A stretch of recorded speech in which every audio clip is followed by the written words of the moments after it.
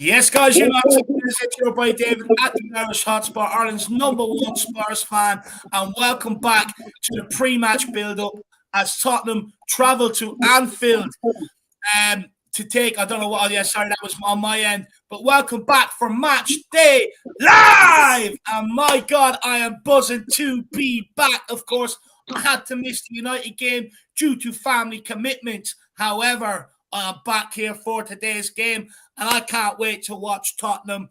But look, joining us today, we have Jacko. How are you keeping, my man?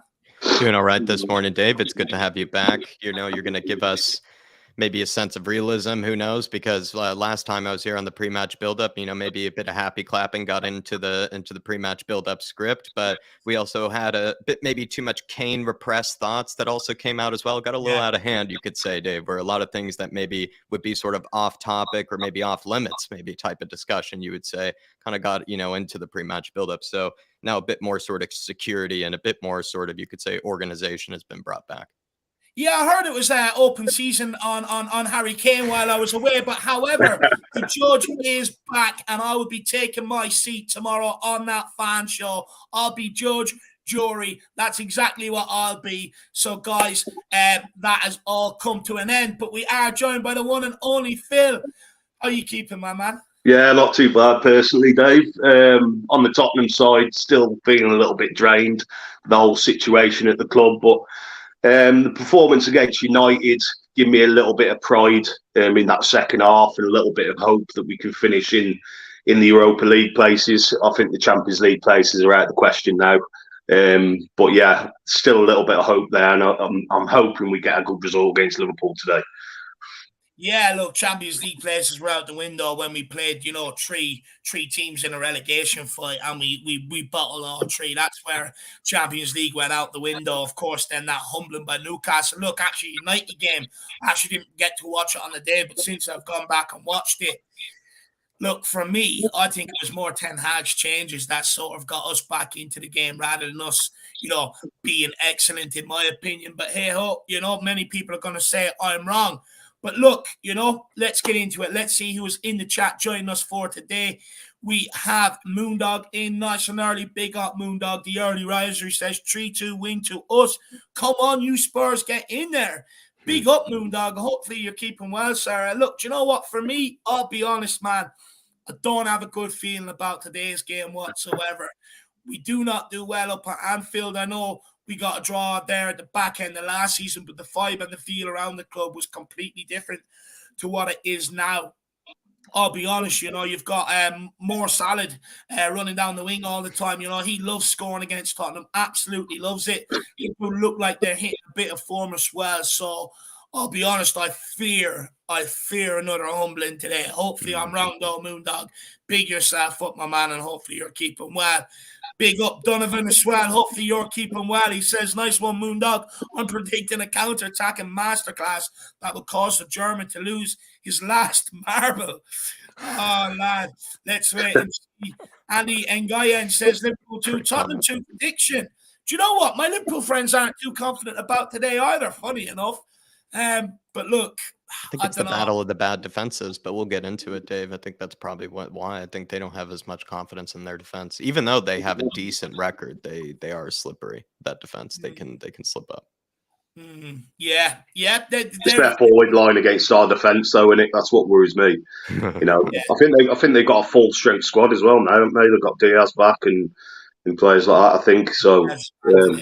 Yeah. Big up DJ Samuel, good to see you, my brother. And he's gone with the purple and gold until Tottenham are sold. Big yourself up, my man. We will be, you know, changing our logo to that tomorrow throughout the fan show. You know, to show some solidarity towards everyone that can actively be out there trying to push for a change. Look, myself, Jacko, obviously we don't live over there. There's only so much we can do, but we will show some solidarity towards it. Big up DJ Samuel. We have the Lucky Irish. He says, come on, you Spurs. Big up the Lucky Irish. We've got Tottenham LSG, hopefully a solid 5-0 Liverpool win today to achieve 8th place finish. No European football for us. I bring in my accumulator for good measure. Come on, man. Come on. We'll actually discuss about that, but I do want European football, sort of. I'm a bit torn on it, honestly. I'm sort of going back and forward from it from week to week. But Scotty Hynam says, big up to all purple and gold until Tottenham is sold. Big up, Scotty Hynam, my man. Like I said, we will be showing some solidarity towards that tomorrow.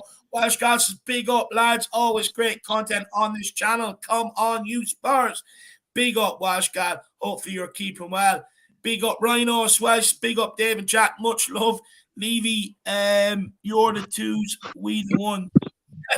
But big up, Ryan. We've got Adrian Shocker says, good afternoon, all. Big up, Adrian. Good to see you, my man. Stuart Davidson, welcome to the Flat Cap Party, brother. Big yourself up. We've also got Dermatron in the building. Big up, Dermatron. Mr. Bonner, hopefully you're keeping well, sir. No work for you on a Sunday. He says 3-2 or 4-3 Spurs today. Come on, you Spurs. Tottenham till I die. Love you, Wayno.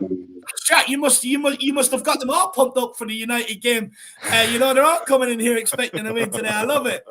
Tom Tucker says, big up, everyone. Big up, Tommy, my man. Big up, Billy. Bill Beebe as well. I know it's on like I'm going for 2-1 Spurs. I mean, come on, you Spurs. Big up, Bill.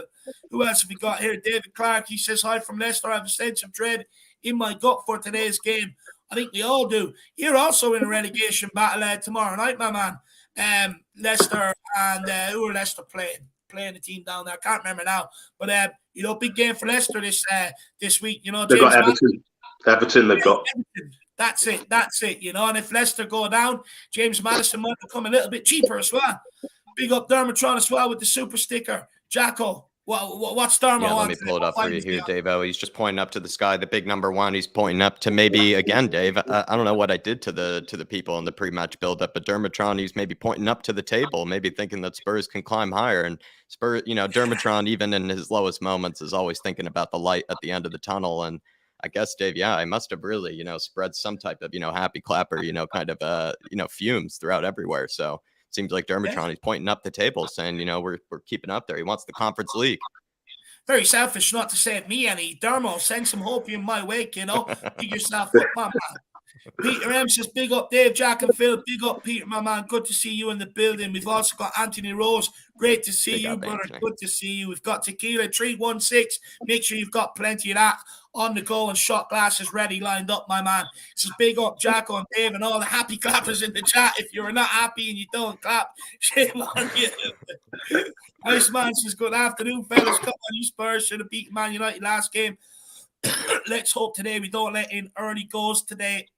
I mean, honestly, I just expect it now. I've actually gone to a point where I've given up talking about that backline. I'm already on new issues. That backline I've highlighted long enough. I've done my job on it now, and I just kind of expect it now. It's like, look, get me to the end of the season, get in summer signings. We'll all see the difference.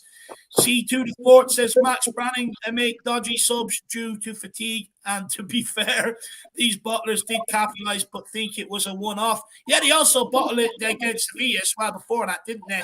Big up Dan Davenport as well. Good to see you, brother. We've also got Derek Hutchinson. Big up Dave, Jack and Phil. 3-2 Spurs win today. Come on, you Spurs. Mary W is dreading it. Big up Mary W. Great to see you. Good to see you, Paddy Harnett. He says, morning, gents. I really don't know about today's game as it could go any way. I prefer the season to be over, to be honest. I think everyone's in the same boat, to be honest, at this point. No one sort of just wants this to be continued to be dragged out. We all just want it brought to a halt, my man. Big yourself up. Kay says, big up, lads. Hoping players fight today and we draw. Well, I mean, guys, you two guys, watch the game live and stuff like that. Do you think they can take anything from that second half fight back and bring it into today's game? Take it away, Phil. You go first. Okay. I think the second half was a bit more of the same shit for the previous this season. But the second half, I thought we'd come out. We played well. Granted, they took Eriksen off, and was it Rashford as well? I think they took off. We. Obviously, then players going off is negative for them, but I thought we played well second half and deserved the draw, maybe even got the win. Dyer missed a sitter in that second half, and Sonny should have scored two in that second half as well. So we could have nicked it in the end, but I'll take the draw. Jacko, anything from you that you think we can muster from that United game and bring into today's game? Maybe a bit of momentum. Do you think it's within them?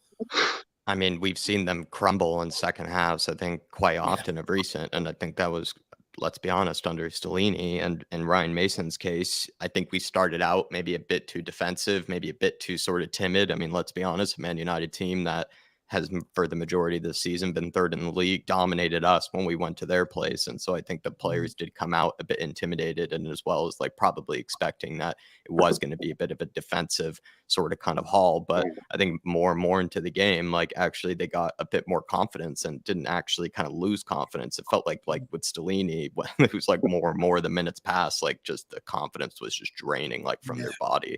It looked like, where I felt like it was a bit the opposite with Ryan Mason, especially in that second half. And it's kind of crazy. I don't really think it's the case. I think I would absolutely taken a draw, knowing that our defense concedes to almost anything that moves.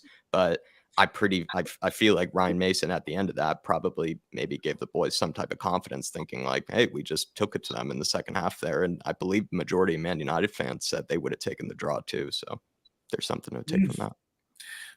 Interesting. Well, look, let's see if they can muster that fighting spirit. You know my thoughts on it. Too bloody late. Way too bloody late. Hey ho.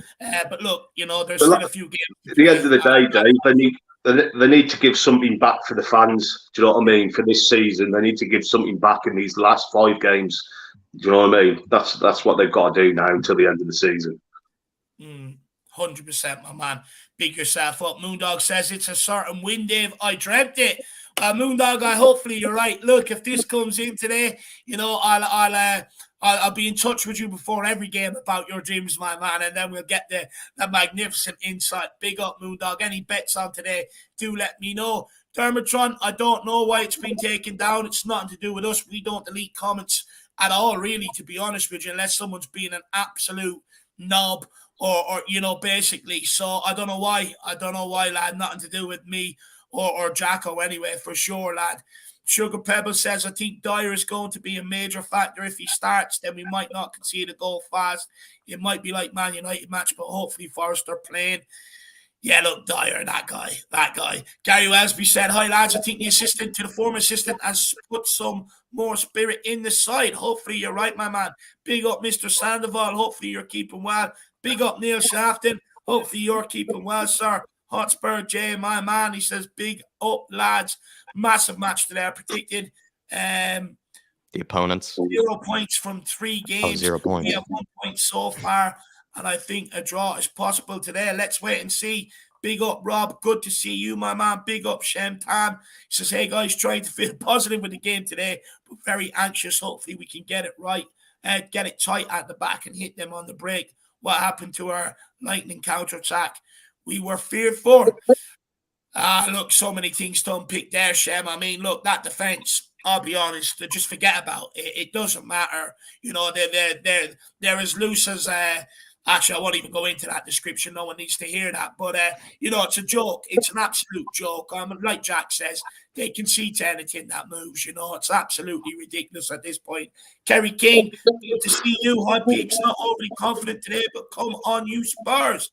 Big yourself up. Good to see you in the building. Big up, Johnny Stokes. Great to see you, sir. Hopefully you are keeping well, my man. But look, we are going to crack on, actually. Steve D, big up, my man. And look, it happens both sides, Happens both ways. Let's just be honest about it, my man. If you try and support the team, you work for the club, you're a happy clapper, this, that, and the other. And then if, you speak about the issues and highlight the issues and protests and stuff, you're deemed toxic, negative, hating the team, etc. It works both ways, my man. And at the end of the day, it's just going to stop. I don't know how many times I have to say it. Spurs fans now need to come together. It's that simple. Otherwise, we're not going to achieve absolutely anything. Big up Go Get as well. Good to see you. Big up Amy as well. And Mark Witherston as well. But look, let's start to crack on. We've got Paul Markey. Long time no see, Paul Markey. Hopefully you are keeping well, sir. And he says, if ever Levy got the hint to scupper Chelsea and go get Poch, he got one from Kane yesterday. Look, Poch ain't happening. It's just not happening. He's going to go to Chelsea. And look, I was speaking to Harry Redknapp yesterday, or not yesterday, the day before, and he was saying, it's a crying shame that Tottenham haven't even gone to contact him. That he would have been the right man to bring back here, sort of rebuild us, get us on the right path again. And he said, if not Pochettino, he really likes the look of Ange Postecoglou. I actually asked him on the Nagelsmann. He said he doesn't really know too much about him, to be honest. But look, it's a great shame not to get Pochettino. But Jack, anything you want to say to Paul Markey? Yeah, I think there's that interview that's kind of breaking out, about the likes of Harry Kane doing an interview with Sky Sports, if I'm not mistaken. Yeah. And I think he said, if I haven't really gotten too much, of an insight on it, but I believe he was alluding to the fact that, a lot of the values and a lot of sort of kind of the identity and sort of principles that he really, maybe let's say also identified with, also related to, were kind of lost, once Pochettino went, and he feels maybe a bit more distant, or maybe not as, he doesn't recognize really, I guess, in a way, kind of the club maybe in the same way that he once speaking did. Like a fan. Speaking like fans, speaking like someone who grew up in kind of that era, right, where Spurs were that team that always just gave you that attractive football, even if it wasn't always the best kind of football. It was always going to be hardworking and attractive and, on the front foot. And I think he's seen, Spurs go far away from that, obviously, since then. And maybe he understood probably the reasoning at the time because of Jose Mourinho and Conte. Let's be honest, like he really did buy into those guys by the looks of things. But he also might be coming to terms with the fact that maybe they have gone backwards, Doesn't sound too good or good. It's a way of saying he's gone backwards. I think it's a way of saying Spurs have gone backwards. Yeah. Yeah, it definitely does. But Phil, it doesn't sound too great, right, in terms of hopefully of a contract renewal that he's saying, Tottenham are furthest away from what they were under Pochettino.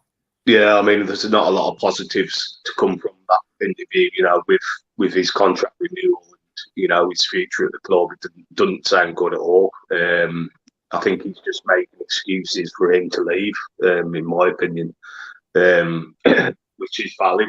And we have gone backwards this season. And, the only way we can keep him at the club really is in my opinion, it was Poch to keep him at the club. And I think any other manager, I think he will leave, I think, at the end of the season.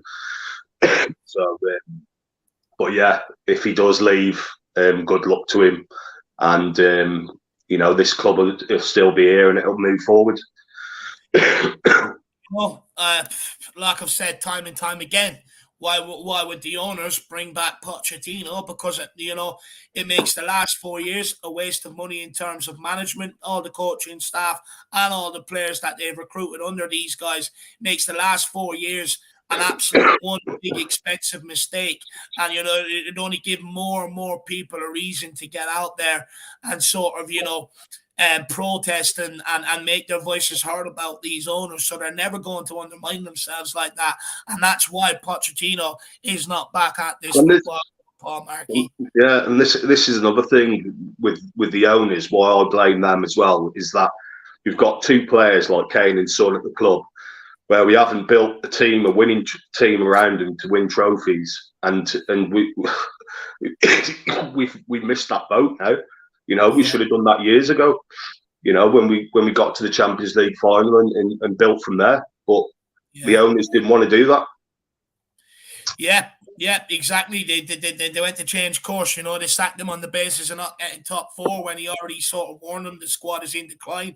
The warning signs were there in the league run anyway. We got lucky to get to the Champions League final. We used all of our luck on that sort of run. The warning signs were there, and the club chose not to sort of heed them warning signs. It's a bit like where Liverpool are now, right? Sort of languishing down there. Players are sort of getting older and stuff like that. But interestingly enough, they stuck with Jurgen Klopp. So let's see whether they benefit from that next season or not. Adrian Chia says, big up, lads. I'm going to pick up a Lakers scarf. Hashtag Levy out there. Purple and gold as well, aren't they? Yeah. So. You can become a UW Husky fan as well, Adrian. I grew up near the UW Huskies out in Seattle as well. And you could become a big LeBron James fan, like where can you get those? Sexual. Where can you get those scarves from? Lakers scarf. There's a page on Twitter that's selling them. I think so. Yeah, Okay. I'll send you the link. I'll send you the link. Like I said, we'll be changing our logo tomorrow to show some solidarity and stuff like that with everything.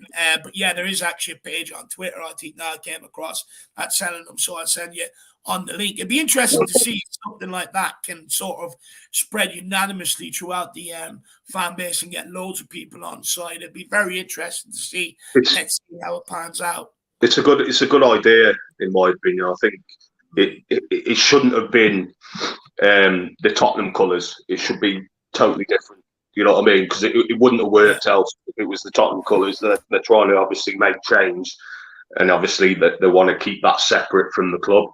Because obviously they do want change. So it's a good idea. And they're actually the colours of Dermot's mighty home, the Wexford, as well, gold and purple. So Dermot's dying to get all that gear in. Mia W says, hey, let's hope the lads turn up today. Come on, you Spurs.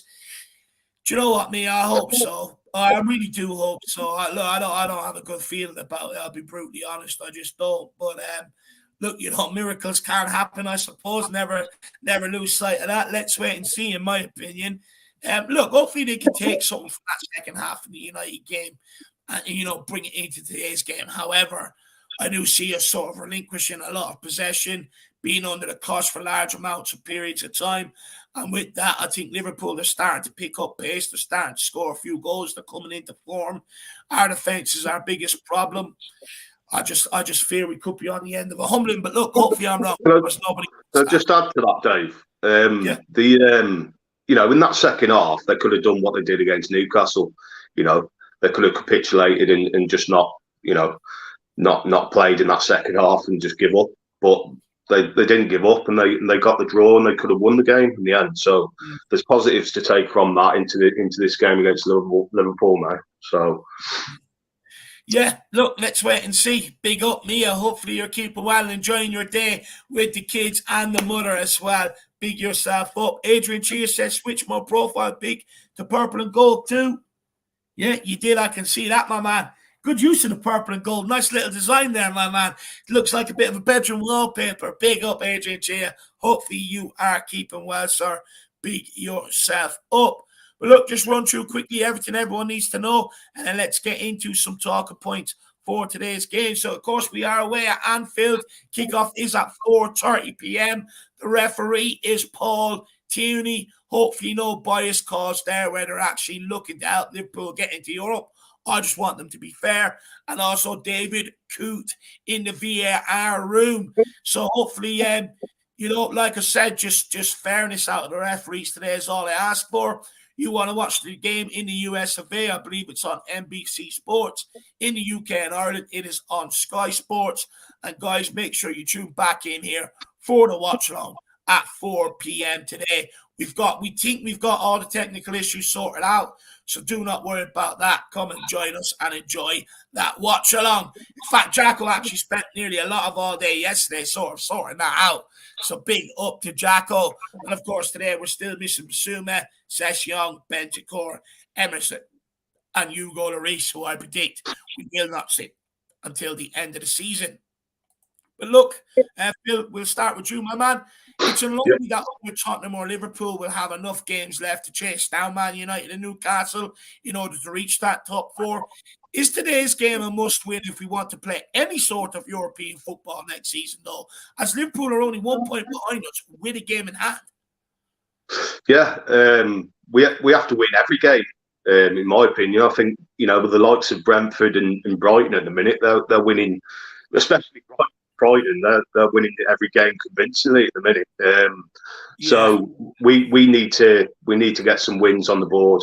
I'm looking for at least 4 wins out of them 5 games. Today's going to be difficult, but at least 4 of them we need to get 3 points out of them 4 games. So I want European football. I don't want Conference League football, but I want Europa League football. As I say, Champions League football out of the question now, but Europa League is still, it's still a good competition to go in. If you do win it, you get into the Champions League. So I think it's a realistic trophy as well for us. I think we could win that competition if we get the right players in and the right manager. So, we need to win at least 4 of the last 5 games, in my opinion. Yeah. Jacko, is today a must-win for you? If you want to see any sort of European football here, even Europa Conference League, look like Brighton, they look like they're not slowing down anytime soon. Liverpool 1 point behind us with a game in hand. Aston Villa, we've actually got them after Liverpool. Is today a must-win in your eyes, just for any sort of European football? Most likely so for Europa League. I would definitely think that.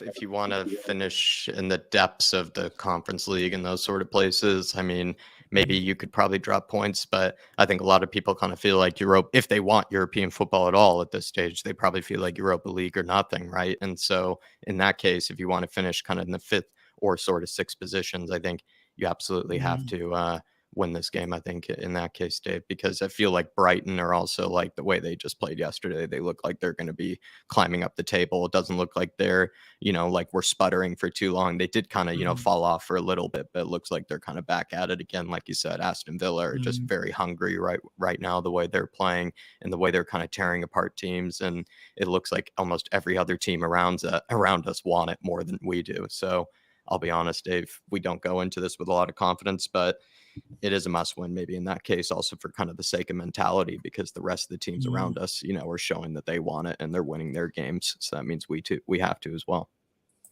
Yeah, look, for me, I just fear if we don't sort of win today, I think the team will also feel that European football is off the cards, and I think that'll be reflected in the last, 4 or 5 sort of remaining games.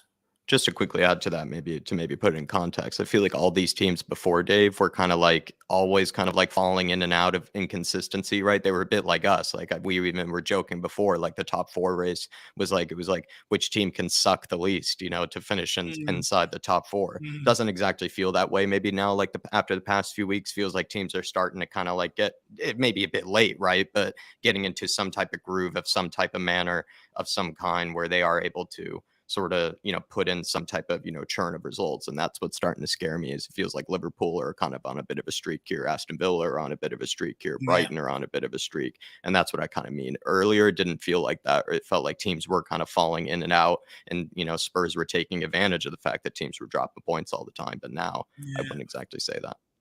Yeah, I agree. I mean, all you got to do is look at the back end of last season, look at the form that we were on. Everyone was sort of together. Mainly that backline was sort of sturdy. It was solid. Look at this season. We are all over the shop. Our midfield is non-existent. Our backline is non-existent. Our forward players are hit and miss. It's just not good. And for me, I think today's last chance to for European football for next season for Tottenham Hotspur. And I hope these players realise that. Let's wait and see, I wouldn't be so sure. They've let me down time and time again this season. Just when you think maybe they're getting something together, they piss you off and let you down. But look, I knew this is going to come. I always said when the business end of the season comes around, watch us crumble. Watch that backline crumble. And my God, they're living up to that. Big up Spurs. For me, obviously Arsenal losing the league can never have that. Never have them win the league. By the way, I was away when it happened. But I haven't forgotten. I have not forgotten. I'm just waiting to not be tired, and then your time's coming. So Arsenal fans, be prepared.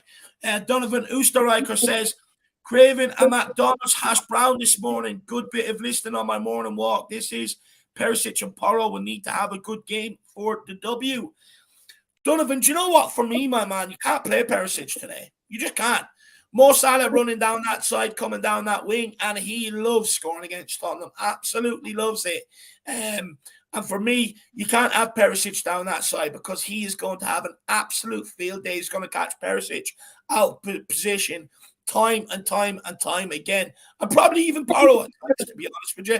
Probably even Porro at times, but we've got no option but to play Porro.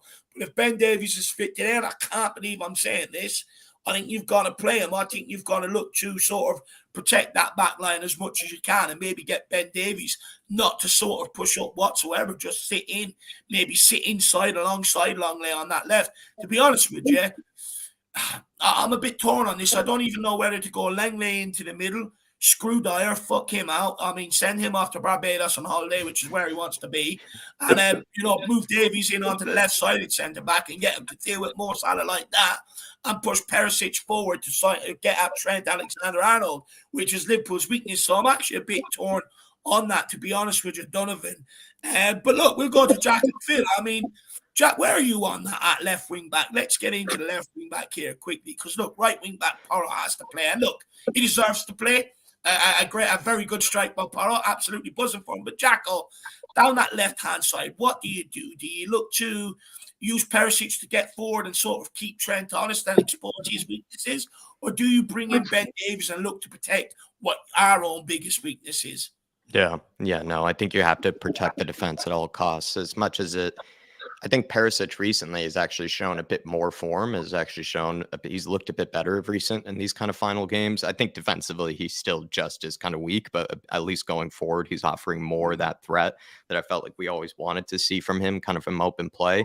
But I think you're right, Dave, like coming up against this Liverpool side, which are a bit kind of purring at the moment. They're kind of humming and, looking a bit better. And also as well, Salah is starting to look kind of a bit more consistent as well. And he always can get goals even when they, maybe are against the run of plays, a bit like a Harry Kane or like a Sonny, right? Where he has that class to be able to kind of punish you kind of, all of a sudden kind of in a moment, right? And he can get you in behind. He can, skill past 2 or 3 players. And that means I think a guy like Perisic absolutely can't be on the pitch because he gets kind of burned in behind a lot when he gets way too far forward, right? He struggles to get back. And then also I think in the one-on-ones, he really struggles against players. So I think it's crazy to say this, Dave, and I know I get always kind of slighted for it, but, I think Ben Davies is definitely somebody that you have to have around for these reasons. He's kind of brings that solidity, brings that sort of kind of, what would you say, kind of, you know what you get with Ben Davies, right? And I think that's what we kind of need today. We know we're going to get a decent defensive performance, at least hopefully, and he's not going to get,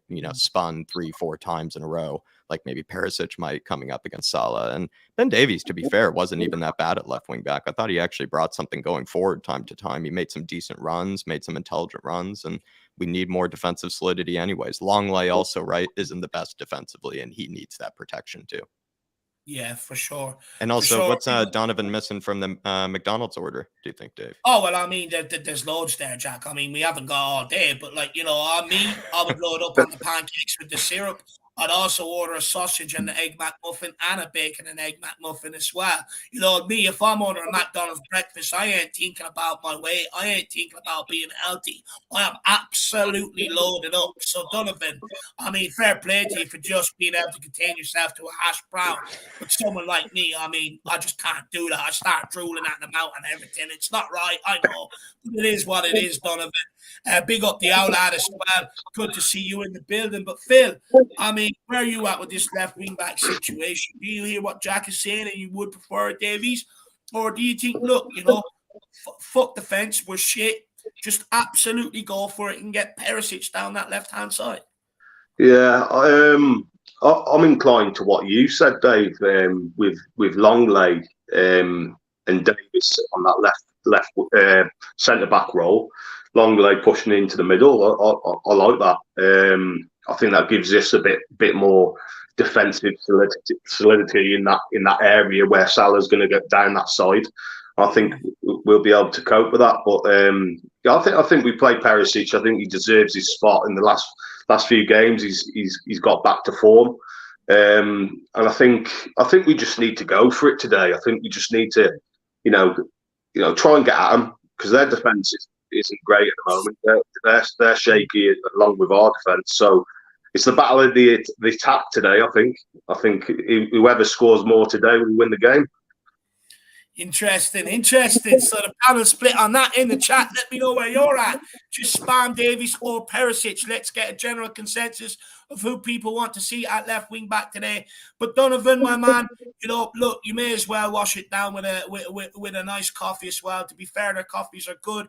I prefer the what are they? The iced caramel coffees or whatever. They're pretty good, loaded up with cream, more heart attack stuff. But look, at times I'd nearly order Ronald McDonald and eat him too. I get that much. But big up Donovan, my man, absolute legend. And the other lad says, "Oh, here he is on the food rant again. Cover your ears." Do you know what's brilliant, right? My old lad be like, "Oh, we're going here." And the first thing I always suggest, or I know, is like, yeah, good food spot there, good food spot there, and there. I recommend this one. And my parents are absolutely in awe of it, by the way, in awe. But look, right. Moving on to a bit of the next question, and it's sort of one I robbed from a panel show that we done last week, but I thought it's still relevant today. Look, we know the board wants some sort of European football here, Jack, on next season. They want the revenue, the additional games that come with it, right? But is it more beneficial for the new manager not to have the European football, so that he actually has time to work with this Tottenham team on the training pitch? Because, you know, they don't seem to be able to nail down any tactics. They don't seem to be overly fit either. And they don't seem to be willing to wanting to run or know what they're doing. So, you know, is it beneficial for the players to be playing midweek, or is it beneficial for the manager to have that time on the training pitch is what I'm asking, I suppose. I think the manager, even if he might want European football, I think he would benefit without it, to be fair. I think we're seeing a lot of examples this season of teams that have benefited without the European football. You look at Brentford with how they're able to sort of, you know, prepare for each game and each week, you know, in kind of a very tactical sort of mindset. Looks like Thomas Frank really prepares his sides. You look at De Zerbi this season, of course, with Brighton having no European football. You look at Newcastle having no European football, Aston Villa having no European football. A lot of these teams are able to challenge and are able to sort of punch maybe a bit above their weight because they just don't have the sort of fixture congestion that we do. And they don't really have to deal with as much of the injuries that also come with the fixture congestion that teams like us might have to too. I think, Dave, the European Conference League or even the Europa League, at least for me, especially if it were, let's say, finishing a conference league, it's more like how you manage it and how you use it. And then that can benefit you. I find it where you could actually benefit from a conference league. But if you find yourself constantly still throwing in Sonny, Kane, Højbjerg, Bentancur, Romero in these conference league games out in Slovenia, you are going to probably hurt yourself, and you are going to maybe damage your sort of chances each weekend, or you might contribute to the injury list and you might contribute to the injury problems. But if you give those chances to maybe a Hill Messi or an Alfie Devine, Romain Mundal, other players maybe on the fringe of the squad that are actually hungry to get it, like players that will take those chances, because what we had before under Nuno tried this, fair credit to him. He tried to have kind of like an A squad and a B squad for that competition, but they kind of, you know, what is it, Dave? You know, they kind of didn't like that sort of, you know, reputation as being, you know, one team that was for the cup competitions. Yeah, they just didn't like that. But if we actually had players that were maybe more willing to accept that as their sort of role because they're young, hungry, want to prove something, right, and also can see that as their sort of competition, their thing to manage, their thing that they're responsible for, then I think you could actually benefit from it. But these are all a bunch of ifs, right? That's depending on if the manager sort of uses it that way, and if the manager is sort of able to manage the squad in that sort of good manner. And it's hard to know, right, like whether they do it in that sort of, you know, expert way, because I think it takes a lot of squad management and it takes a lot of, you know, hard decisions, and it will take a lot of sort of bravery too, because how many times have Spurs fans also criticized managers when we're like, why are we, you know, not starting Kane? Why are we not starting Sonny? And it's like, I mean, because we're playing on Asmura here, like these guys should be able to try to, you know, do it themselves. And surely, you know, they don't need to have their hand held, you know, with every single game, you know, by Kane and Son. So it's hard, Dave. Selfishly, I want European football because I think it's Hill Messi's competition that he will shine and be able to, you know, contribute to his prophecy. But I also know that the manager needs to drill down a lot with these players, because we're also going to hopefully get a huge squad overhaul with the defense. And these guys need a lot of time to work with the manager and adjust to the Premier League as well. So I think selfishly, I want it, but maybe the manager would benefit without it, because it's a lot of chess pieces to have to do the European football. Yeah, I think for me, I think it actually all sort of comes down to what the people like the likes of Levy and people inside the club now, what they envision their squad being next season. To be honest with you, I think that's what it comes down to. I think if you're going to persist keeping around a Dyer, Tatanganga, Sanchez, you know, all these sort of players, I think what's the point? What is the absolute point? We've seen that they've played these games and they couldn't even defend in these games, let alone ask them to do it in the Premier League and stuff like that. There's no point to it if you're going to persist with this, because we're going to continue to be embarrassed by these guys, by these results. However, at Tottenham, we should not get into any sort of routine of snubbing trophies. We cannot afford to do that. We are so starved of trophies. We should not be snubbing trophies. But what we should be doing is actually looking to use this competition, especially early rounds, to give youngsters a chance, to give people on periphery who are on the periphery of the squad a chance, a run out. Players coming back from injury, a run out. We've got to get into this idea that we don't need Harry Kane or a Son or players like that in these early rounds of the Cups. We've got to get out of that, you know. I was only the other night speaking to Harry Redknapp, and I remember him coming off the Shamrock Rovers.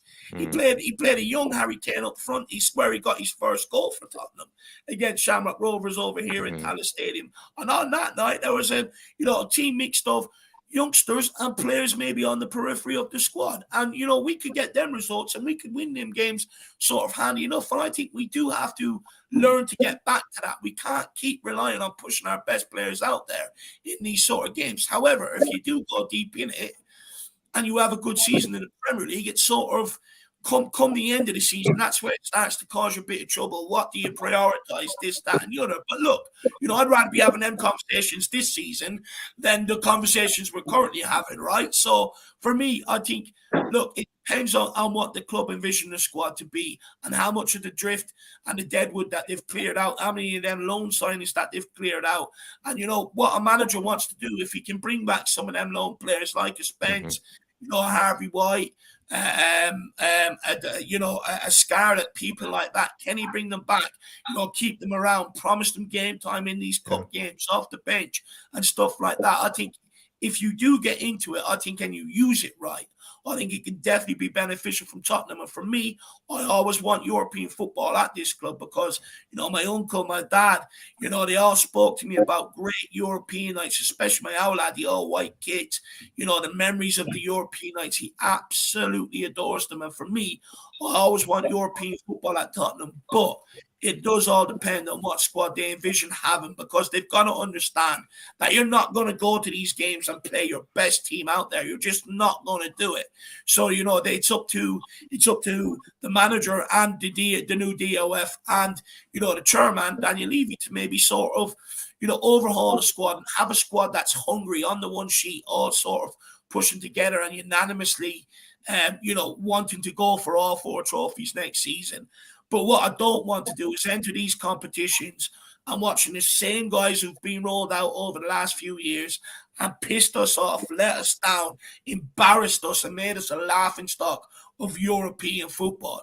Right now, you've got teams all over Europe not afraid of the mighty Tottenham Hotspur coming because they've seen how many times we've been, you know, just sort of rolled over, and that cannot continue. So for me, it does all come down to what sort of squad they envision putting together next season.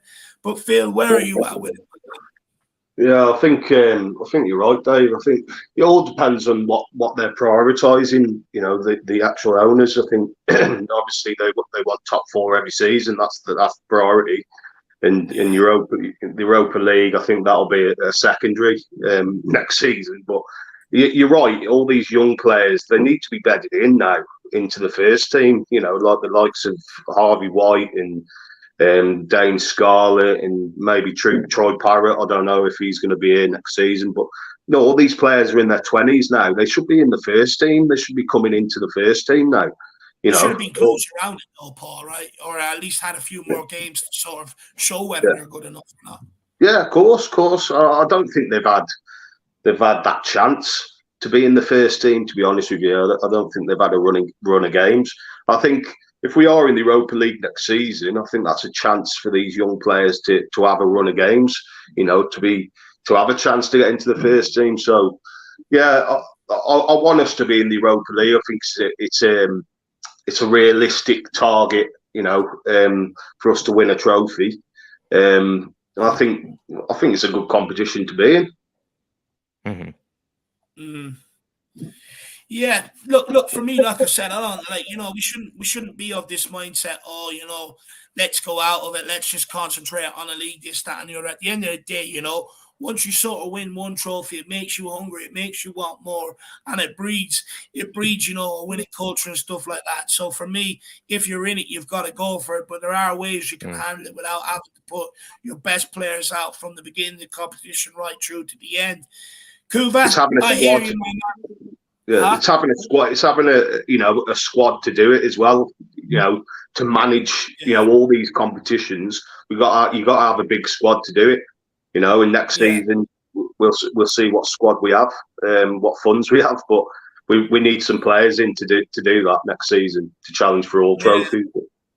Yeah, but I also to believe, you know, I also do think that the just quickly, I'll get on to Kuva now in a second, but I also believe that the you know, that has to stem from the board, that these competitions are going to be taken seriously, right? You know, you listen to Daniel Levy's words to Cambridge University. He didn't mention the cup as being his biggest success, the trophy that we won.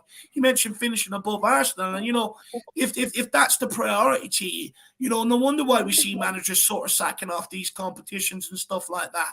You know, we've got to, you know,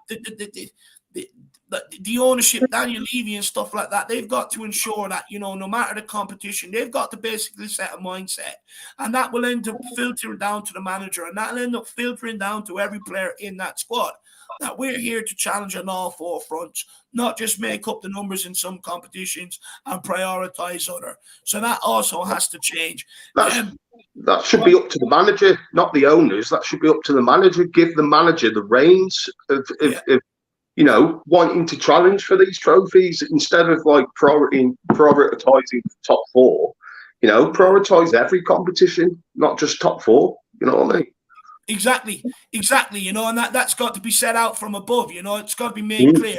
You're coming in to manage this club to challenge on all four fronts, and then that manager then should be projecting that onto the players. Let's wait and see if that happens. 100%. I mean, the interview with Cambridge doesn't really, you know, sort of make me excited that that's going to happen, but let's wait and see. Kuva, look, you know where I'm at with it, my man. First of all, fully support the message of the purple and gold. You know, like I said, I will be changing it for my fan show tomorrow to show the solidarity and, you know, to the people that are out there that are trying to affect change and stuff like that, because this club does need it. However, you know this, where me and you disagree. I can never, ever predict Tottenham to lose for this to happen. I understand that things have to get worse for this to happen and stuff like that. But for me, you know me, Kuva, I just can't do it. It's not within me. It's not. It's just not, man. But big yourself up, my man. I understand. Who else have we got here? Adrian Chia says owners not keen on trophy unless top four is secured.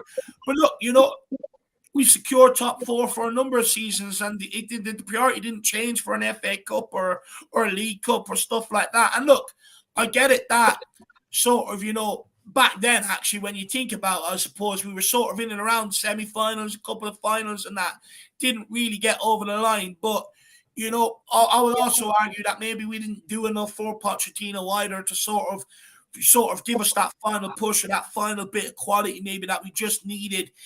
You know, because look, the reality is we can sit here and we can keep blaming managers and looking at their flaws, but we're not so quick to highlight that these managers also need help. They also need the caliber of players to be able to do it, to be able to execute their tactics, but not only that, to be able to execute their mindset and their training sessions and everything else, you know. So for me, look, just the whole club needs a whole culture reset regardless, you know. So it now needs to be from this summer onwards. We're here to challenge on all four fronts, and we're also going to try and provide the squad necessary to do that. But for that to happen, there's a big undertaking of work that needs to happen. There's so many players that still need to be cut loose. You know, then we need to bring more in. Also identify and pick and choose between the youngsters, because not only do we have a build-up of shit at this club, we've got so much of a build-up of youngsters now, of players that have come through previously, you know, now out on loan, players that we've brought in, players that are coming through now. So we're starting to develop a build-up of youth players as well. So we also need to sift through that and see which ones we want to keep around, which ones need to go out and develop, and which ones they think aren't going to make it. So there's a big undertaking for that to happen. Adrian Chia, big up, my man. And then he also says any manager that puts a trophy above top four will face The sack, Jack, what would you say to Adrian Chia? We saw it happen to the likes of Jose, Adrian, and another thing too is I think maybe to go, it's sort of related to the European conversation, Adrian, but it's probably the case that European competitions have distracted managers from being able to finish as high as they can in the league, but also it's distracted them from the domestic sort of trophies and competitions because maybe they put more onus or value in the European competitions. I'm not really sure. Whatever it is that maybe if you did have, again, fewer games, there could be a better chance of a manager trying to put a lot of eggs in the basket of an FA Cup, of, a Carabao or something, and give us a greater chance of being able to sort of play a Harry Kane, a Sonny in those fixtures without overusing them and overworking them and everything. And that's why we've seen even Brighton, make it as far as a semi-final. We've seen Newcastle make it as far as a final because they didn't have, again, that fixture congestion of the European League. So, Adrian, I completely agree. I think top four is, I think, always and maybe forever will be sort of a huge priority for the likes of this club because they just brings in the match day revenue. It brings in sort of those extra European games that help them out tremendously. And Champions League games sell out, is more than anything else. They sell out compared to the other competitions. And I think that's where they just have a lot of priority just because they know it brings in so much more revenue. It's just how it is. Yeah, the revenue disparity between both competitions is massive. It's a joke. Yeah, we need to get away. We need to get away from this top four thing. I think we need to start prioritizing trophies. Like an FA Cup or a Carabao Cup. Once we've got a trophy over the line, we've got that winning mentality. You know what I mean? That platform to build on. We will keep winning trophies. We will, but top four isn't a trophy. You know what I mean? It's not something that it's not successful to be in top four. It's you get into the Champions League and that's it. We want a bit of silverware for this club. It's been far too long now, so it needs to change, man, big time. Yeah, it's got to. The whole culture has to change. But look, this is why fans are kicking up a fuss now, and rightly so, is because fans have been patient. They stood back. They understood the 3 transfer windows under Pochettino, which isn't highlighted enough. Imagine going 3 windows without any upgrades, and stuff like that to your squad. It's an absolute massive achievement for Poch to be able to navigate that. But fans understood it because of the stadium build at the time. But then we were promised once the stadium is delivered and we sort of got our feet in under the table, it's a means to compete with the big boys. And unfortunately, you're looking at the on the field. This club is going backwards, back to a time where sort of I would argue that Enoch and Levy sort of first picked it up. It very could easily go back to that times. And it's been in decline from where we were at White Hart Lane. So that's why a lot of fans are kicking up a fuss. It's kind of like you promised us one thing, but what you've delivered is a complete different thing. So it's a huge problem. But big up Adrian Chia, my man. Really appreciate the support, brother. And everybody, if you are enjoying this show, please make sure you do absolutely obliterate that like button. Absolutely smash that subscribe button. The big push for 10K is on.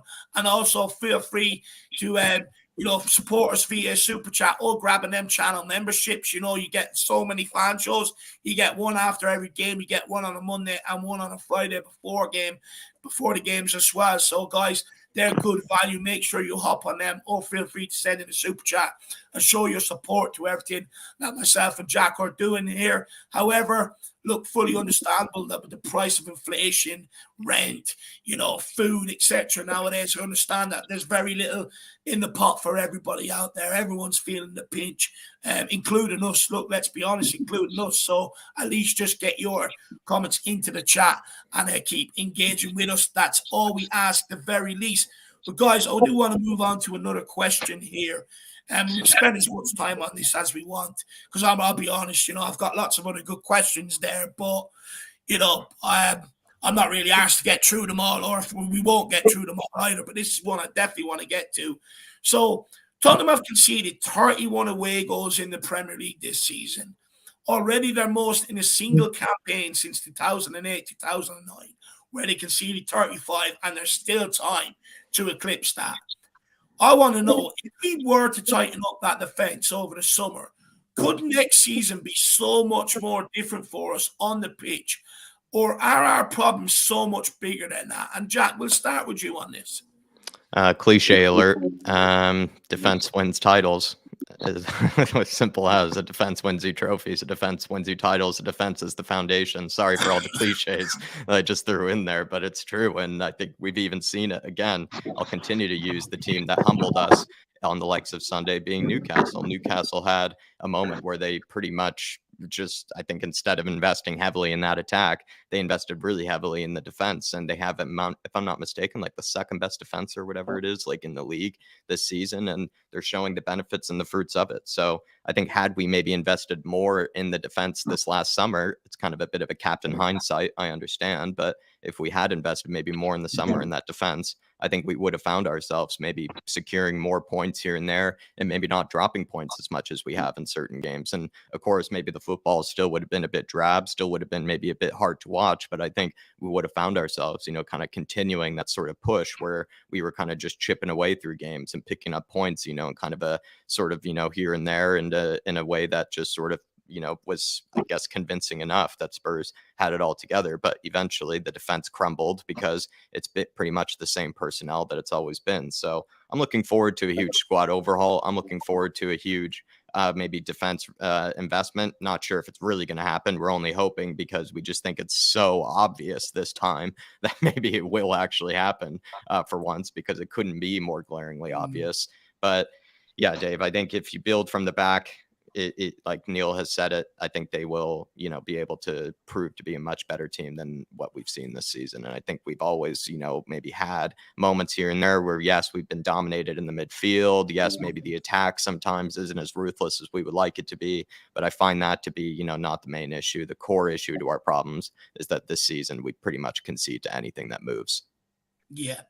Well, look, you know me, I agree with that. But Phil, maybe is myself or Jack being a bit naive with that? That look, the problems are far superior than just the back line, and it needs a lot more than that. Are we being naive in your opinion, or do you agree with Jack Hosting?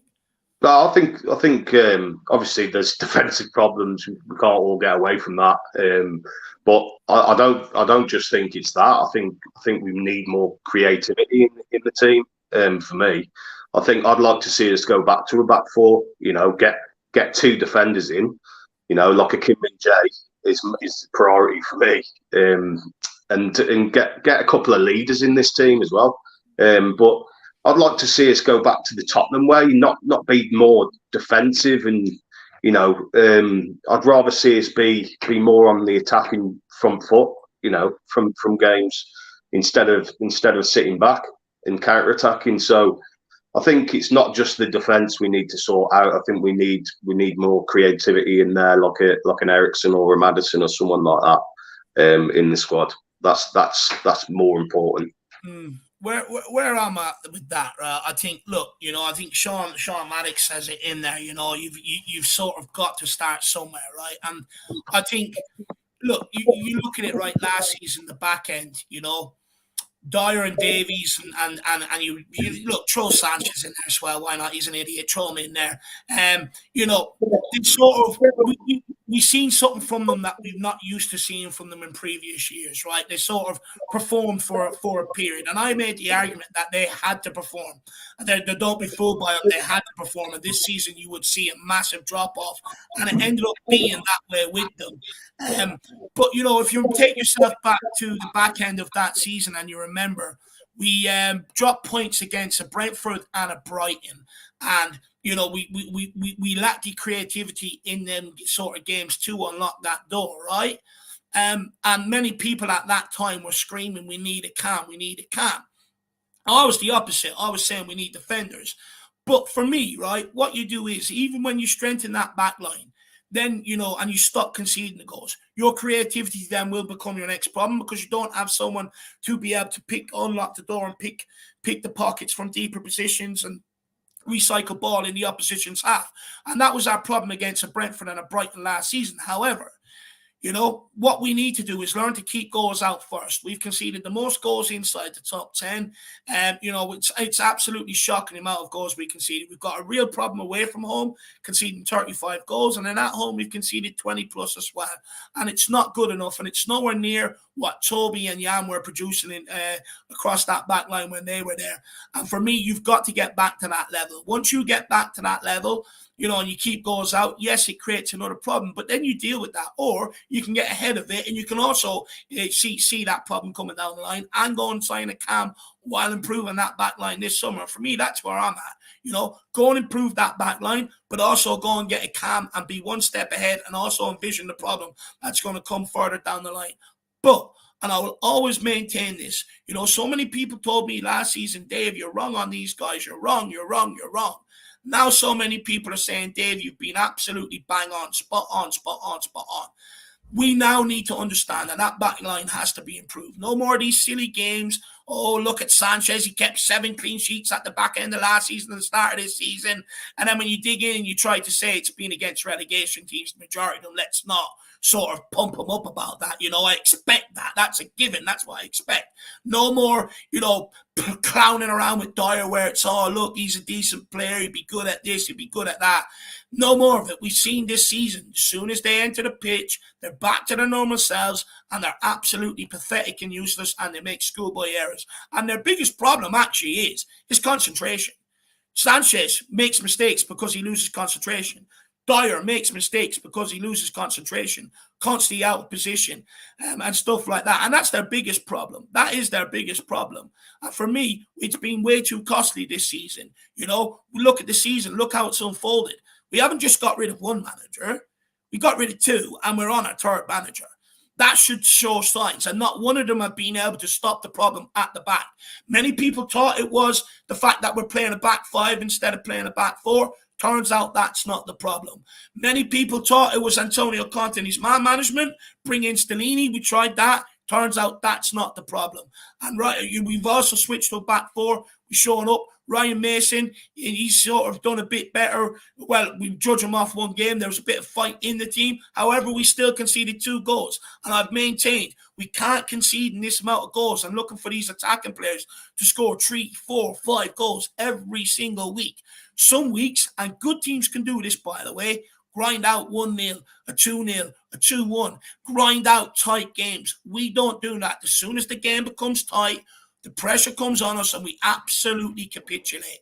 And if we want any sort of stability next season in terms of a manager in the dugout and in terms of on the pitch, it starts with that back line. It starts with bringing in proper defenders who can actually defend. Because once you have that, you bring a bit of stability, which means the manager's not under pressure, which means then he can try things, he can sort of build as well. So that's what we need. And also, when you're not conceding the goals we do, you don't see other players further up the pitch getting pissed off with them guys back there as well.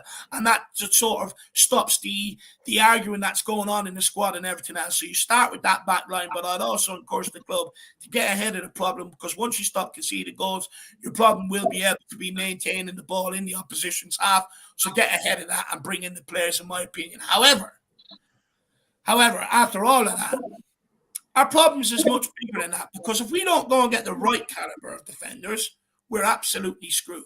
I was speaking to my good friend Harry Redknapp, who we're now buddies, by the way, Friday night, and I asked him what the problem is at Tottenham Hotspur. What is the biggest problem at Tottenham Hotspur? Is it the lack of leadership in the squad? Is it the recruitment? Is it Daniel Levy? Or is it Joe Lewis? And he said to me, it was Joe Lewis is the biggest problem. He says, Daniel Levy's actually all right to deal with.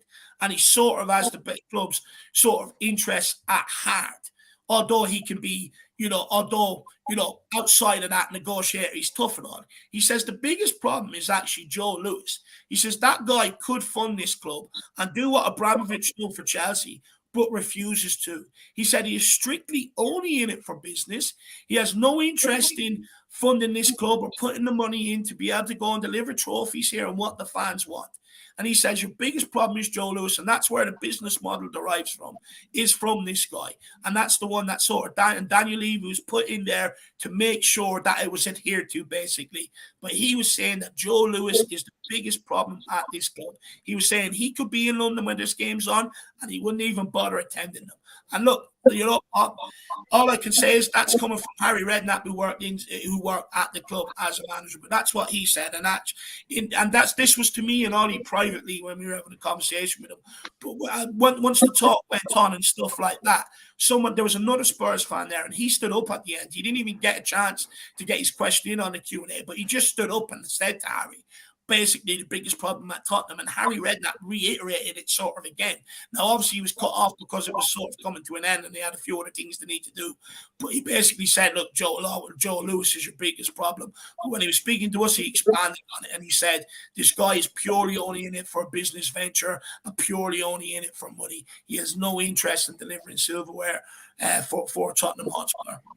So, if that's the case, because when you look at the team now, you need a certain caliber of player to be able to not only compete with City, but also take them down.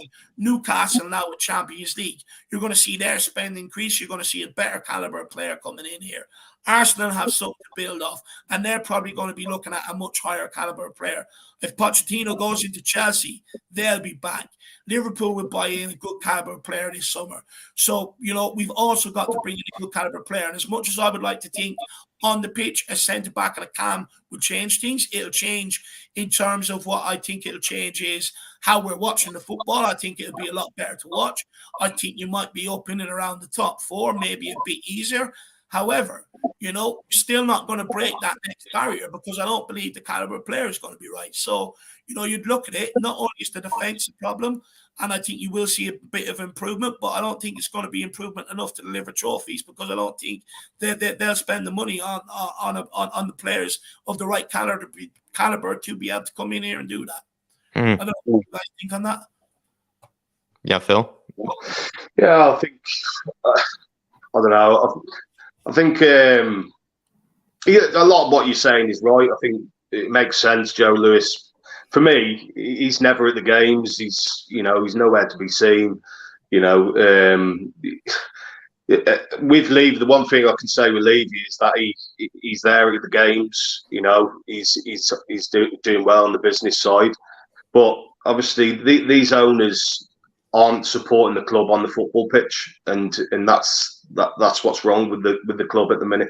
The recruitment side as well is so poor. It's been poor for the last decade, and these are the things we need to get right. But yeah, I don't know what Jack thinks about it.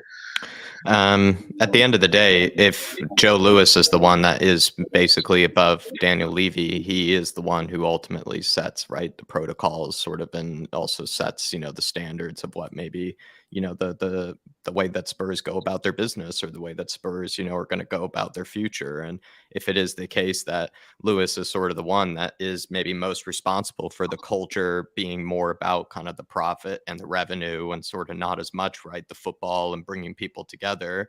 And if that's what's maybe coming through Redknapp's sort of, mouth, that Lewis is maybe the one who's probably most related to that sort of kind of thing that a lot of Spurs fans accuse, kind of the club of being, maybe those sort of things of being maybe more in it for the finances, being more in it for the business side of things, all that sort of stuff. Of course, Daniel Levy is kind of the face of it because he is the one making the deals, and he is the one they're sort of kind of hiring in all the people to sort of do that business side of things. But if it is Joe Lewis, that's the one that's sort of instructing Daniel Levy to be going about that sort of thing. That does bring some context to it, maybe, in that Daniel Levy, of course, is doing a lot of really bad decision making on the football side of things. And that's something he can't be excused from, because he is still responsible for a lot of the footballing side of things. And he's made a lot of mistakes on that part. And he's also not been very accountable for it, right? How little have we seen the interviews of him coming out after maybe a bad season, or him coming out after maybe some poor transfers and things like that? He doesn't have any accountability in that regard.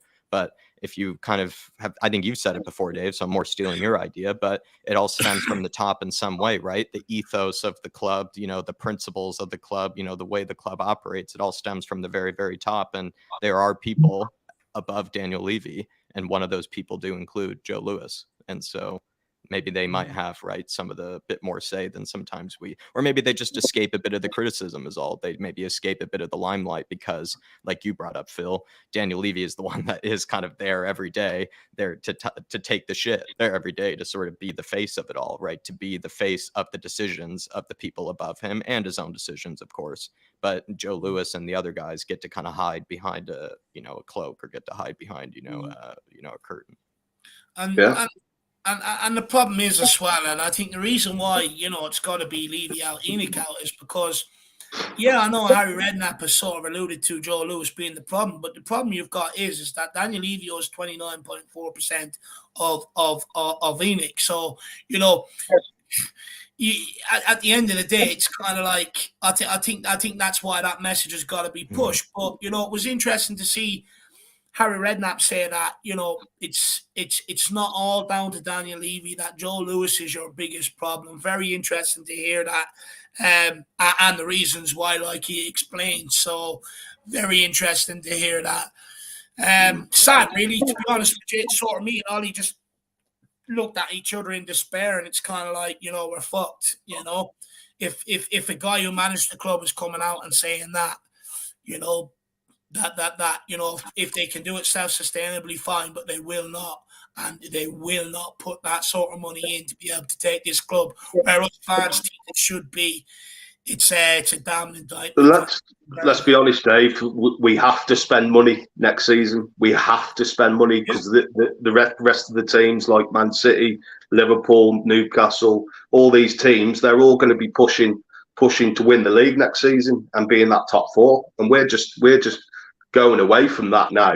So the owners have no choice. If they want to be in that top four and that's their priority, they've got no choice but to spend the money next summer. They've got no choice. They're backed into a corner. Yeah, look, the only way out of this is by spending money. And Stevie Fraser, I hear you, but you got to understand why he was put in there in the first place. It was to implement the business model that they wanted to operate under. That derives from the guy with the biggest say, Joe Lewis. He's got the biggest say. That business model comes from there, and Levy was put in to execute. And I'm not absconding Levy of blame whatsoever. Obviously, the hits and the misses in the recruitment and stuff like that. But it explains why Daniel Levy operates like that, because Joe Lewis, that's the way he wants this club run. He wants to make money out of it. That's why you're seeing the cinema. That's why you're seeing the Skywalk and all these other sort of revenue streams come in, because they want to make as much money out of it as they can.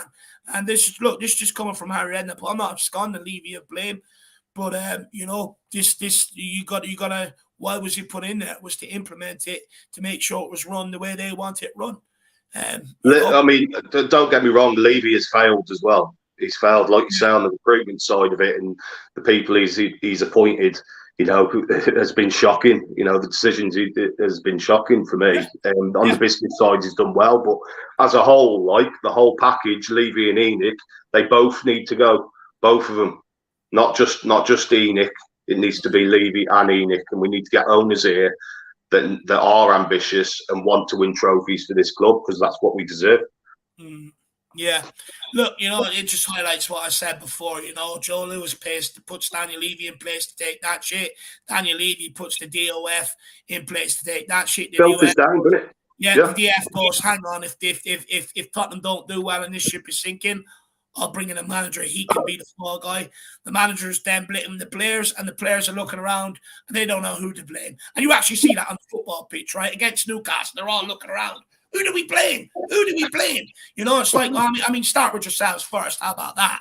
Just some dignity would be nice. But anyway, Donovan Oosterreicher says, surely a numbers man like Levy can't ignore the amount of goals conceded this season. We have to address the problem in the off-season. Unacceptable. I'll be honest, Donovan. I've been speaking about this for 2.5 years now. I'm just tired of it. I mean, I'm just glad that it's been highlighted and that we're eventually going to do it, But Jack, you take this one, my man. I mean, look, he is right. Levy's a numbers guy. Hopefully they can sit there and look at the goals conceded column, see that number's way too high, and sort it out, right?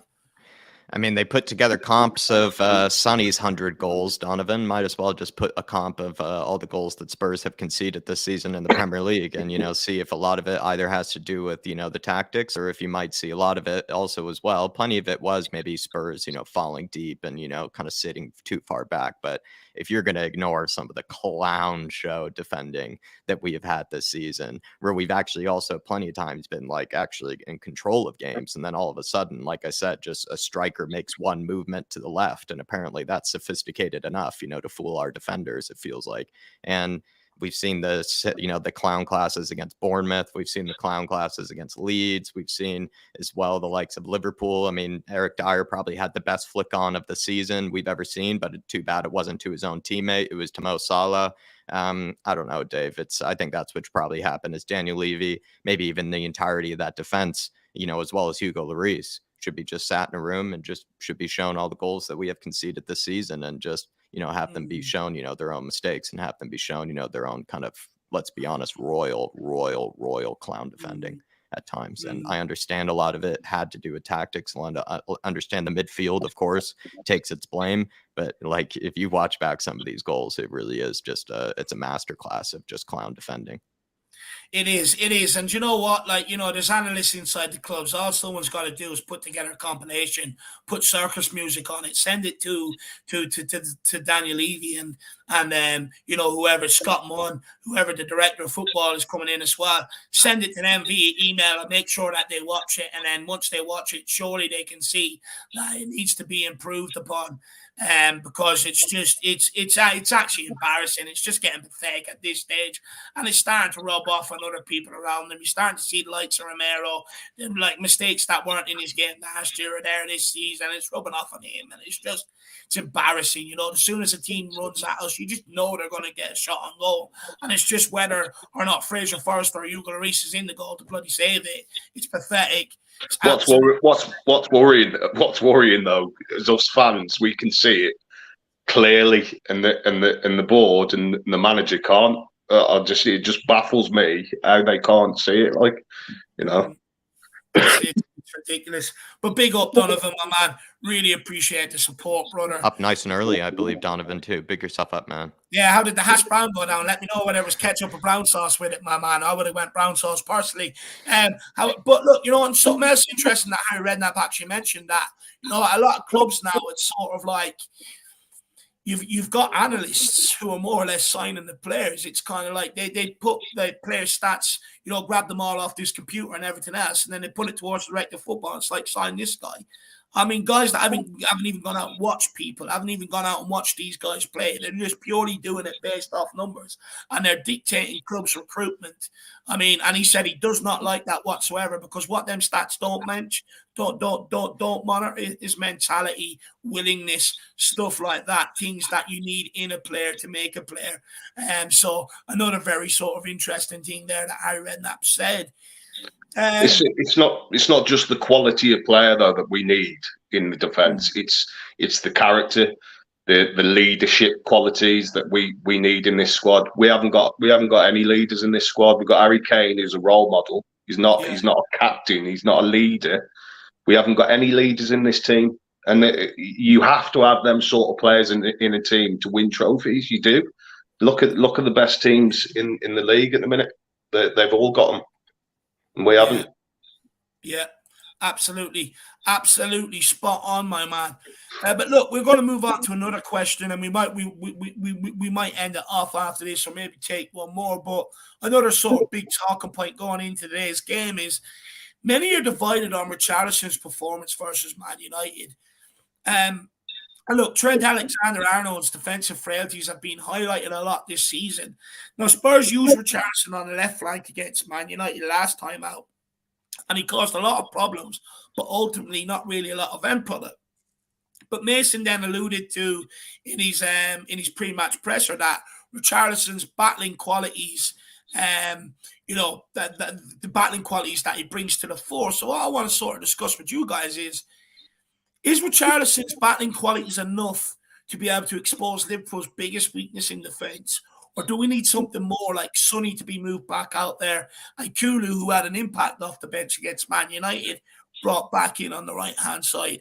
We'll start with you on this one, Jack, because I know when I sort of formed this question yesterday, you were sort of frothing at the mouth to get at it. So we'll start with you, my man. Love to take a chance to defend, the Richarlison, even though I understand he still in no way has, lived up to the price tag at all. But I will try to get my opportunity to defend him when I can. I actually thought Richarlison was doing all the right things, but just didn't have the end product whatsoever, and was actually quite useless when he got into, the final moment. He was doing all the right things beforehand, holding up the ball, flicking, the ball onto Kane or whatever it was. He's good in the air, physical. It's just a lot to deal with, kind of guy, right? He's just somebody that's just kind of a pain in the ass, let's be fair. And I think he was, pinning back the likes of that Man United backline. It felt like, I think it was Wan-Bissaka, right, on the right-hand side, was struggling with the likes of Richarlison. Whoever the right back was on the day was struggling, I think, with Richie, but Richie just wasn't bringing the end product when he was getting him behind and when he was, getting the, into the right areas. I maybe think a guy like Trent, who doesn't like defending, really doesn't like defending, having a guy like Richie who's going to, dive all over the place, throw elbows in your face, right? And sort of be that kind of, nuisance of a player. He's not as much of a nuisance as Sonny is. I think Sonny's, right, more of a smooth operator, kind of like an assassin type guy that will, sneak in behind you and sort of be, right, the smiling sort of kind of striker. Whereas Richie is the guy that's just going to get up in your face and sort of kind of make it clear, that it's not going to be, a fun day at the office, right? Even if he isn't playing that well, he's just going to be, like I said, being a real physical player. And I don't think Trent will like that. And I don't think Trent will be in a comfort zone. And then they usually put, who is it, Jordan Henderson on that right-hand side, Dave, to maybe cover for him. I think a guy like Jordan Henderson coming up against Richarlison, Richarlison could piss off the Jordan Henderson, also knowing he's a former Everton player too, right? Richarlison, I bet, has had a few sort of kind of, bust ups with them in the past. I think he wouldn't be a bad guy at all to include in this team, knowing he's had a few bust ups with the Liverpool players. He'll be in their head. And Andy Robertson likes to get forward. And Sonny, if you put him on that right-hand side, could absolutely burn Andy Robertson in behind, in my opinion, if he gets too far forward. And if we do kind of catch them on the counter. So I think it worked initially, putting Sonny on the right and Richarlison on the left. It's just Richarlison didn't have the end product.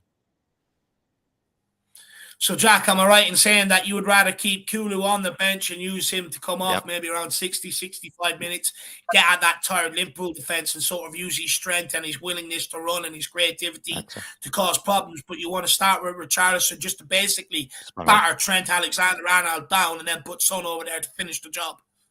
I don't want Trent to feel comfortable like he can just step into midfield all the time and just ping passes about. I want there to be somebody that can give him something to think about and can punish him and make him have to think about defending. And also Kulusevski has been given a lot of chances this season to sort of get back into form, and I don't think he's taken them. I think he did a really good job coming off the bench, but I don't think that automatically means he gets to sort of start again. I think you should give it to a Richie or a Danjuma. Give it to one of them.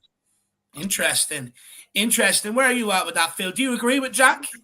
I'm with Jack. I'm with Jack on this. I think when we play, I think when we play Richie on that left side, I think it gives license to Perisic going forward. I think when you play Sonny on that side, he sort of gets in the way of Perisic when he wants to, go down that left side and puts crosses in. So I think Sonny is a bit static. When he's on that left side. I think if you play him on the right and play Richie there, he sort of goes into the centre and gives Perisic that room to go down that left side. So I think it works well. Granted, Richie, his end product at the minute isn't great, but that's due to like not being in the first 11 every week. I think it's match fitness. It's you got to take that into account. But I think if we play Richie today, like with the Everton connection, I think we can roll them up today. And I think, with Henderson on that side as well, Richie might be able to get into his head a little bit, and we might be able to get the player sent off. So, I'd go with Richie definitely today. Kulu off the bench. Interesting. Do you know what? I actually preferred what I seen from Richarlison on the right-hand side against he was good there. If it was Nottingham Forest, I do prefer Richie on that right, and maybe push Son out on the left. However, I do have a soft spot for Kulu, and I do like what Kulu's about, but he's not really sort of given that end product at the minute. It's a tough call today. Look, hopefully whoever gets the pick will put their all in. However, Danjuma deserves it more than both of them, I'll be honest. Like, he's I would made say, more though, impact. Jack, if Mason was being smart, he'd probably play on the fact that Richarlison is ex-Everton, right? You know, Yeah. and he'd want to sort of, he'd be motivated today. No, he's Or- polishing the forehead today. You know, Richarlison for plenty of you know, bull, you know, head. You know, he's going to be locking horns with plenty of people today. I imagine, that's for sure. for sure. 100%. But look, let's take another question, and we'll talk about the midfield as well, because it's another one that's sort of coming to the fore, coming to be highlighted towards the end of the seasons. Now, look, I would argue it's because the amount of injuries we've had in there, Bentancur, Bissouma, you know, people like that being injured have not helped. But many Spurs fans do not like seeing Spurs getting dominated in midfield. And look, that's purely because 9 times out of 10, you win the midfield battle, you win the game. It's always been like that. But Mason made some adjustments in the second half to make it easier in the United game. But Liverpool will pose similar problems with Thiago, Fabinho, Henderson, and even Trent sort of moving infield into midfield. How can Spurs, you know, maybe battle that midfield overload?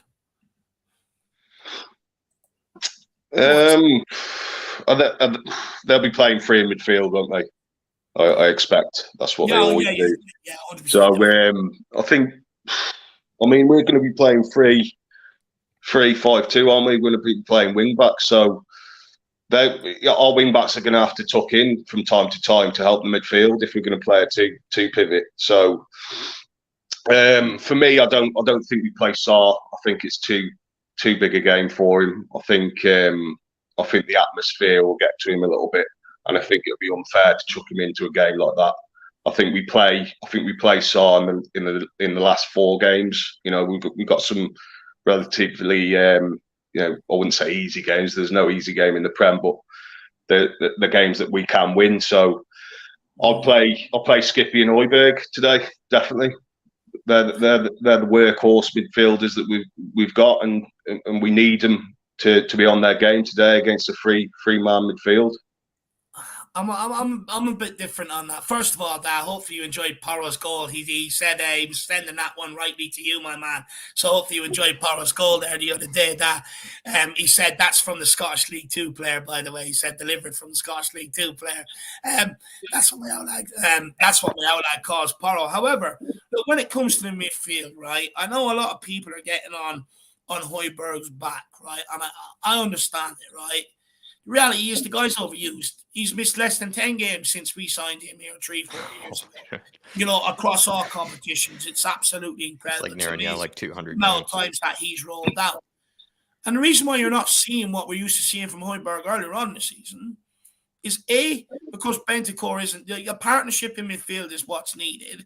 You know, Bentancur also helped him pick up the slack. Højbjerg, no, if he went, Bentancur sort of went with him. It's sort of going back to where he was at with Winks. It's like where Højbjerg went, Winks dropped 10 yards off, and Højbjerg and Skip haven't developed that partnership. But also, he's overused. He doesn't have the energy left in his legs. His legs are gone. They're spent. You know, when he was on form, he was scoring goals and assists earlier on in the season.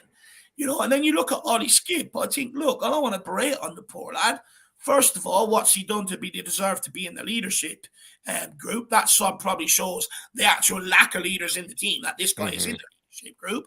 I'm not having a dig at Skip here, but, you know, he was on loan not so long ago. He's sort of been in and around the team.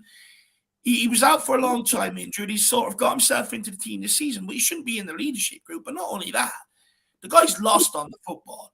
He doesn't know what to do on it. When he gets forward, he absolutely panics. And attacks keep breaking down. It's been a recurring theme since he's got into this team. And I'd even go back to when he played against Bournemouth earlier on in the season away from home. He ended up having to be taken off because that end product wasn't there. And it's, for me, I would rather bring in a Papa Sarr. I get what you're saying, Phil, about the Anfield crowd, this, that, and the other.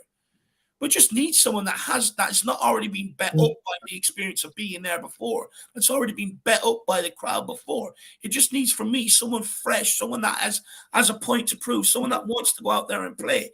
And when I look at Papa Matasar, he's got a better passing range than Skip and Højbjerg, in my opinion. You know, that game in the San Siro, the guy was unbelievable. He came off the bench against Crystal Palace. What did he do? Picked up the ball, moved it left to right, side to side. You know, and I feel sorry for the guy because he got his chance against Newcastle. We switched to a back four, and look what happened. Put him in there in the back with a back three behind him, and let's see what the kid can do. He's got a bit of composure on the ball, and he offers, for me, a lot more similar to what Bentancur gave us than what a Skip gives us. And I think if Sarr was to get the breakaways that Ollie Skip has been getting, I think Sarr does something with that ball. And I also think, look, Skip's a good battler, this, that, and the other, but we're playing two holding midfielders. None of them want to break the positions. None of them wants to get out of the line. You know, Højbjerg's looking at Skip to provide the energy because Højbjerg's absolutely spent. But Skip is limited in what he can do. So for me, it needs freshening up in there. And I would go with Papa Matasar, especially since they've got three in midfield. And with Trent coming in here, we need someone that wants to get after the ball. Someone that has a bit of legs about him. And for me, I would play Papa Matasar today. Well, so you'd play him instead of Skip, or you'd play free in there instead of Skip? No, I'd play him instead of Skip because I believe, you know, look, we're at a point right now. We've got to accept that our midfield is going to be overloaded. Because we've seen the reality is you take one out of the forward line, we create fuck all. Create absolutely nothing. You take away your counter-attack ability completely.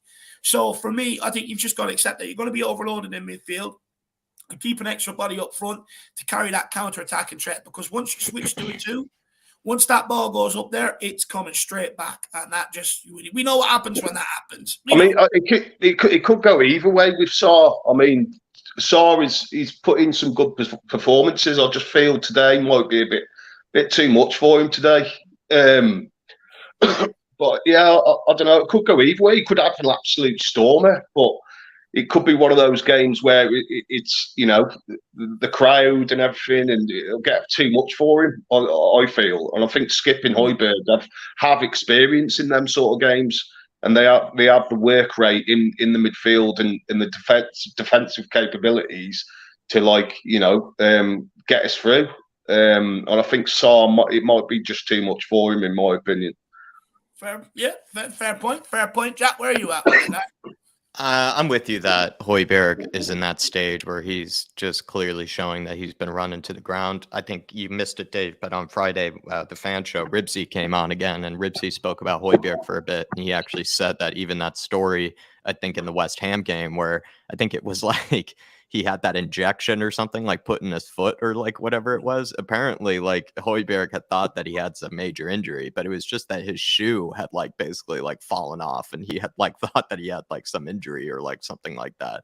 And he like took some injection and everything. Like he's just kind of like a bit of a madman where he won't ever admit to like being hurt, or he's just like he to his own detriment, right? He won't ever tell someone he's tired. He won't ever tell somebody that he's maybe not up for it. And I think it comes back to hurt him. It comes back to hurt us. I think even as a side, as a team, Kane has a little bit in him as well, but Kane's not a midfielder at the end of the day where he needs to have that sort of work rate constantly, you know, getting up and down. So I think Højbjerg, what I'm struggling with recently, Dave, is I just don't think he's receiving it on the half turn as much as I used to see him do. I think now he's kind of becoming a bit scared to sort of receive it on the half turn, look up field, spray a pass, because I think his passing range is better than Skip's, but his issue is that he needs to be able to face kind of, you know, his teammates. He struggles to be able to, you know, pick up the ball in a comfortable situation, turn, and then be able to play his teammates. He's not able to kind of do it in one motion, or he doesn't even have the bravery to be able to kind of take it past 1-2 players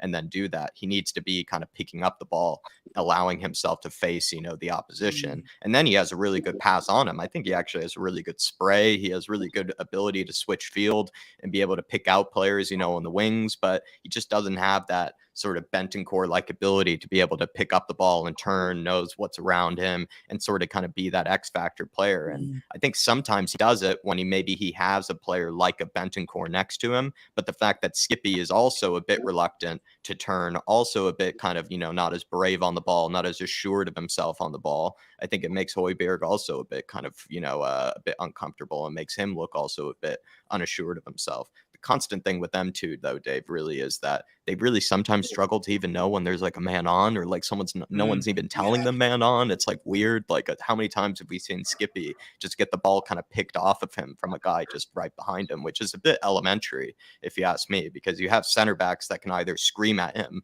man on, or it's also him like maybe hearing that and then still getting picked. Like, it's a bit strange. So Højbjerg happens to him too, but I think with Højbjerg, for me, I just think he has a better passing range than Skip, ultimately has a much better shot than Skip, and is able to maybe contribute with a goal or an assist more often than he is. But the issue with Højbjerg too is that he's been running to the ground, and he's really lacking confidence, I think, right now.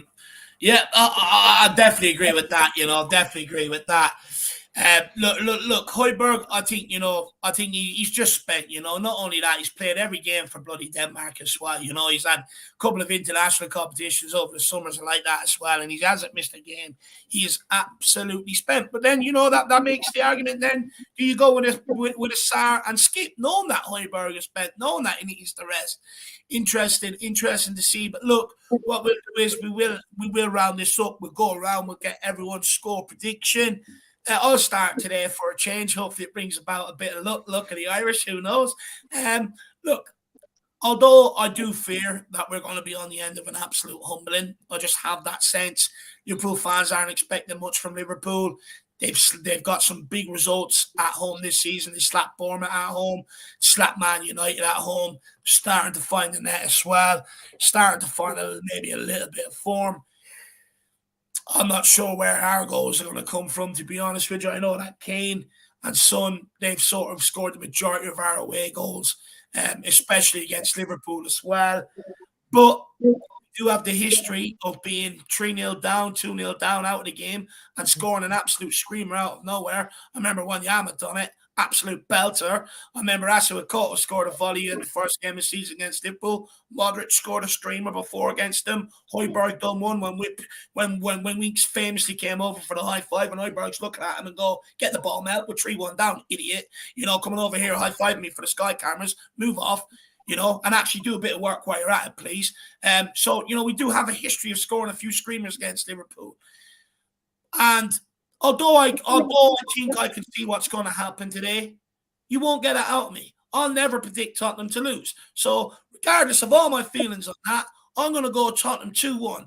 I'm going to go one of them to be a screamer from an obscure player, maybe a Porro, Højbjerg, a Skippy, someone like that. But also one of Kane and Son to score the other one as well, because they do have a good record against Liverpool. And I think Kane has actually scored. I'll have the stat here. Give me 1 second. Tell you now. Harry Kane, where is it? You know me. I'm a Kane fact file. Kane has scored in each of his last 3 Premier League away games. So for me, I think I'm going to go with Kane and then an obscure player to score a screamer. But don't run down and put a bet on my score prediction or anything like that, because the way I feel is completely different. But I'm not giving anyone the satisfaction of me predicting Tottenham to lose. Love it, Dave. Like a Wanyama type screamer. Yeah. Pedro Porro, I can see it now. Right foot. Pour out into the net. I'm going to go for a draw as well, or I'm going to say 2-2. I'm going to say Desmond maybe again. I could see us conceding some pretty embarrassing goals. I could see maybe Liverpool giving us a break as well, because they have a pretty leaky defense too. So maybe we'll catch a break at some stage and they might let us back into the game. Who knows? I could see it that way. So I'm going to say 2-2. But I'm with you, Dave. Really don't have a ton of confidence, especially with the midfield, especially with the way I think Liverpool have been playing. I would have loved to have played them 3-4 weeks ago. now they're looking like a team that's starting to kind of pull themselves a bit more together, which, it does worry me, because we've also been playing really well against them in the past few games. We played really well against them, but we continue to get really unlucky with like either really poor VAR decisions or really just, kind of unlucky sort of moments with players just missing chances. Even Højbjerg last season missed a huge sitter for us to even win that game actually at Anfield. We almost won that if Højbjerg had finished that chance. So I'm going to say 2-2. Maybe we get unlucky again. 2-2. I hear that. Just quickly, Sugar Pebbles. I mean, unless it's to hinder Tottenham, Dyer won't score. He doesn't like helping Tottenham. So, there's more chance of him scoring an own goal than actually scoring. Did you see his sitter, Dave, in the Man United game? Did you miss his sitter? Fucking hell, man. Do you know what, Jack? Right? I watched it, right? And the missus has sort of already spoke to me about sort of calming myself down when watching football. So what I've done is I got up off the chair, I walked straight out by her, out the front door, closed it, screamed, and then walked straight back in. And she was like, "What's that for?" I was like, "Well, I'm trying to like calm down, but And then I showed her, and then she joined me screaming. She's like, "It's fucking useless." And she's like, "Okay, Dave, now I get it. I understand why." Did you ask Redknapp if his mom or his grandma could have scored that one? He said his wife would have scored it, Jack. He said he loves his wife, absolutely adores her. Fair play to him. But everybody else, keep getting your score predictions in the chat. Phil, what are we going with, brother? I said in the back end, I think. My head's saying 2-1. No, my head's saying 4-2. But my heart's saying 2-1. I think we will get a couple of goals today because I think their defence is as shaky as ours at the moment. And I just think they'll outscore us today. I think our defence will just fold. I think the crowd will get to our team like always, and I think we'll just buckle under the pressure. That's what I'm always positive and always trying to be positive about this club and our team, but I just can't see a win today. But the thing is, a lot of us, I think, we always try to see the positives and stuff like that, right? But it's coming to the end of the season. There's no positives to be there. It's what do you expect from fans? What do you want fans to do? They've supported this club through thick and thin, and they've just been fucking let down and pissed all over. So, I asked them Tottenham players, if you want European football next season, stand up and be counted. I don't want to hear you moan about the Anfield curse, our away record, this, that, and the other, because the reality is it's only you who can put it right. So go out there and do that today and deliver some sort of European football for the fans. We bloody deserve it, because that regardless of the competition, fans are going to travel all across Europe to support you next year. You know how much they love this club. So go and deliver it. Go and bloody deliver the European football. But that's it for us here at the Irish Hotspur. We'll see you all back here at 4 o'clock for that watch along. Hopefully it's a good day. I don't feel like it will be, but let's wait and see. As bloody always. Come on, you Spurs. Come on, you Spurs. Oh, no, what am I saying? Conte's gone. I'm an idiot, Dave. I was going to say, I like what Expressions calls them money mace. So that's in Money Mason we trust for the time being. I'm not advocating for him to get the job, so don't be fooled by that either. But guys, we'll see you back here at 4. In the fans we trust. In the fans we trust. Well done, Phil. Copyrighted by Mia. Saved me, Phil. Come on. See you, everybody. Everywhere we go.